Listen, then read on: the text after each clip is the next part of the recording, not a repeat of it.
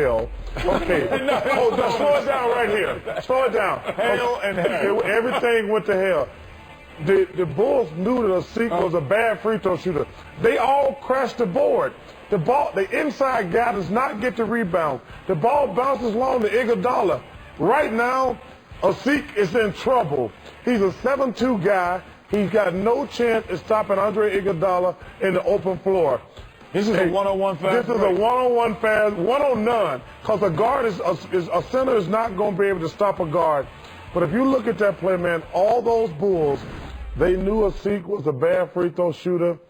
That, to me, is not on Asik. It's on the two guys who should have been up top. It should have been two guys back. And Kenny made a point. But he might have sent everybody back if he could. Of course, I don't know if you can do that in the NBA. But those two guys, those two guys cannot crash the board. The first thing you have to do is the clock is your friend and your friend at the same time. That's what you're playing. You're not playing points. You're up one. How do we either continue this or we stop this? How do we stop it? We have to get back. The only way they can win if we're not back on defense. And what happens? We weren't back on defense. I agree with you. C.J. Watson should have kept the ball, but these guys are so unselfish, so well-disciplined.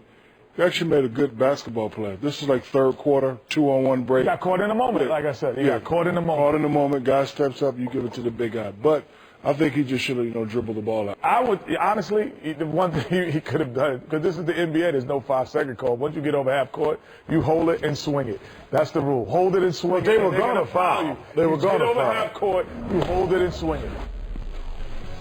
One more look, and you can't, Ernie, you see his twit. And this is the belabor one possession. The guy, C.J. Watson, is the reason they were in a position to be up one, and he played a terrific game. But Derrick Rose is the starter, and hold it and swing it. Hold on. Hold it and swing it. TK, I wish that we could talk to Drew Holiday. Did he try to take a foul? He did, and so did Williams. The Sixers, if you look at that play closely, the Sixers were clearly going to foul. I think Drew Holiday, when he wrapped around, he was trying to foul C.J. Watson and just got a lucky break. The perfect storm. Everything went to hell. Congratulations to. Watch this play, Ernie. One more time. He tried to foul him. He tried right here. Right here. And the ref did not call it. If you keep going, watch Lou Williams, because Lou Williams is coming and he pushes him. Keep going. But after we get the percentages, he comes in the back and he pushes him in the back. They were trying to foul you. Stop and swing. You're going to be the guy. Hey, that is hilarious, man. We congratulate the Philadelphia 76ers. Congratulations, Doug Collins. To Andre Iguodala, too. He's kind of the face of that franchise the last few years. Got a lot of grief from time to time, but fittingly it comes down to the ball in his hands at the foul line with the game on the line, and they are into the Eastern Conference semifinals. Great stuff. Great job, my 76ers. The new AI. Congratulations, brother. When we come back, the Sixers get the winner of the Atlanta-Boston series. Hawks and Celtics running in Boston in Game 6. Another tremendous finish. Highlights on the way. Chuck, I don't get too long this number. Hang on.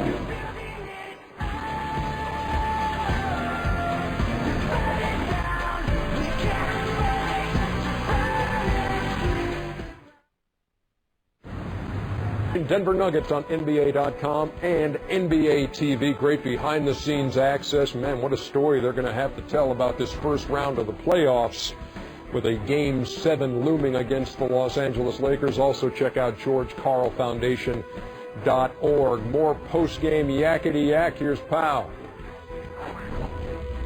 Statistics don't always tell the story, but you were just 1 for 10 with only 3 rebounds. How do you explain that?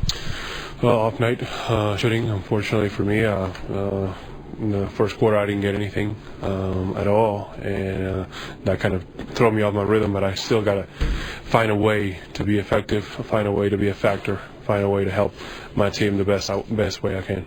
Now that Metta World Peace is now back into the series from the suspension, how does he help your team going into a Game 7? Well, I mean, the one thing he does help us with is, when we were playing, we were kind of small.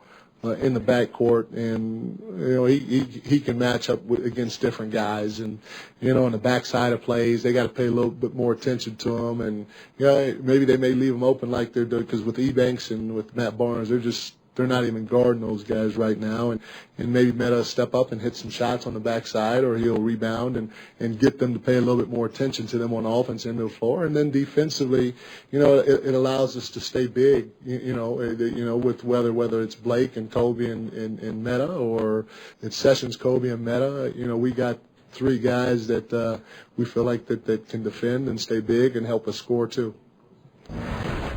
They've endured 7 games without world peace, suspended for this elbow on James Harden. Okay, so what is the Meta world peace impact on Game 7 of this series, Shaq? I don't really know. The only thing that concerns me about the Lakers is, do they trust this new system? I mean, it's in my opinion, it's a regular man system. And when you go from a regular man and then you get the blueprint of a system and you're successful with that system, you love the system, that's all you know. We all know they know and they love the triangle, but my question is, do they trust this new system? Because now, when things get tight, here, Kobe, you shoot. Here, Kobe, you make a play. I mean, 3 points and 3 rebounds, it's not going to get it. What impact will world peace have in Game 7? I don't think you have any, to be honest with you. I don't think you can join the race in the middle and have an impact. Listen, if the Lakers are going to win this series, they're going to be bound to make a solve. If they keep getting outplayed like they are now, they're not going to win. You don't think defensively he might help? I think it was Steve Kerr talking about maybe our test or world peace on Andre Miller, for instance. Well, I don't think go ahead, Kenny. I just think that, he's not the savior of this team, but he does put people in their natural position. He makes Kobe can go to the 2 spot, and he can play the 3. Then he doesn't take people out of their natural lineup. And then all of a sudden you have 2 guards that are just backing each other up with Sessions and Blake, and they're not playing together as much. So, yes, he puts people in their natural positions, which may help bite them. And like he said, if he knocks down 1 or 2 shots, then all of a sudden you have to pay attention to something that you didn't before. But the problem is JaVale McGee is not having it right now. He and say it again, Kenny. He's not having it. Well, say it right. Say his name right. JaVale. Oh, my fault. JaVale McGee is not having it right now. He's not having it. He's just it's like if you're going to score, you're not going to just get easy baskets. You're not running down the middle floor, beat me down because I'm sprinting faster than you. You know what? You're not going to get low position. I'm going to push you up the block. So when you do score, I'm just shaking your hand because you made a good play. But none of those easy transition baskets.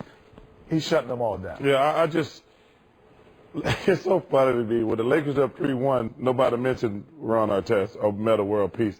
Now all of a sudden, he's going to help us a lot. Listen, if the Denver Nuggets stick to their game plan, get the game ticked, if they score over 100 points, they're going to win Game 7.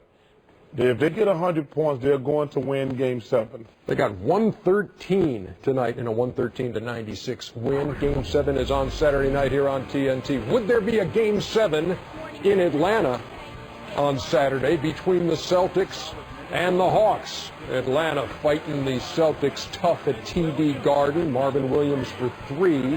Boston puts together a 16-0 run. Rajon Rondo. And then Rondo to KG. Oh, boy, Rondo he treats you better than some of these waiters when he's serving you. What about? Well, what he did was, I really, as great as he did and moved the ball in there, I just thought Kevin Garnett established the post in that stretch and made it difficult. And then all of a sudden you start having a double team. And then when you didn't double team, he said, I am not going to allow Eric Dampiers and Josh Smiths of the world to guard me tonight. Joe Johnson drains the long 3-pointer. And the Hawks in a 65-63 game until Rondo does that. Ernie, if you look at a lot of those highlights, too, the Hawks actually moved the ball better. It wasn't sticking tonight like it normally does. Garnett. You mean big ticket? Play like the Minnesota Garnett. Yeah, he was 74-65. Then a 14-2 Atlanta run. Al Horford for a couple. Al Horford for a couple more. Al Horford came back and played very well. I like the way he played tonight. Yeah. played really well. He played well in 3 games that he was here for this series. And look at Josh Smith taking it strong. Josh Smith played well all season. Look at Horford here. It's 79-76. Hawks up by 3 with a couple minutes to play. Big ticket. I'm not allowing Josh Smith to guard me. He's too little. I'm not allowing chicken down there. 80-79. Right. 14 on the shot clock. Ill-advised shot. Come on. In a 1-point game. But then Joe Johnson. A lot of contact on that play. Get it out. A lot of contact on that play. They still got the 2 free throws they were looking for. Yeah, but No foul call. There's only 3 seconds left. Yeah, Joe Johnson is a better free throw than Mr. Horford. The Hawks had been 8 for 8 from the foul line. This is the first. It was a good shot, though. He didn't pull the trigger on that one. That was a good Makes the shot. second. And then Paul Pierce is fouled. Rattle it in, Truth.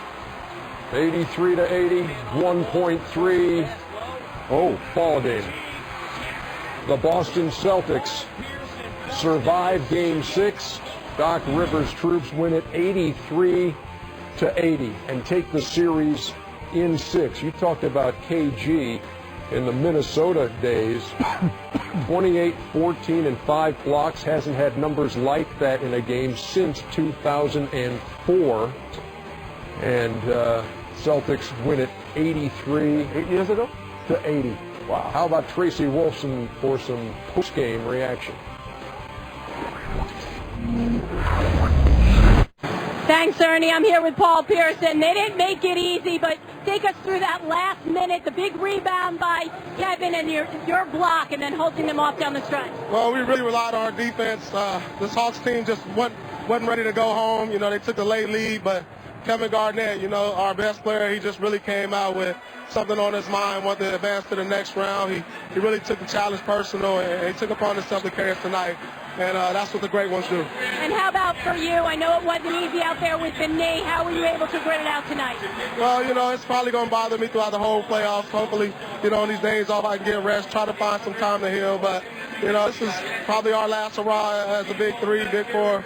So I'm going to suck it up and see what happens. You know, I thought in that fourth quarter, you know, a lot of times, you know, we settle for a lot of jump shots when, you know, I probably should have took the initiative to, you know, get the basketball and try and make a play. But, I mean, you know, I thought we done a great job, especially Al and Josh, you know, attacking the rim, you know, in that fourth quarter and making plays. It's disappointing, you know, especially, you know, myself when I have a chance to, you know, tie it and send the game to, you know, to overtime. That's tough to swallow.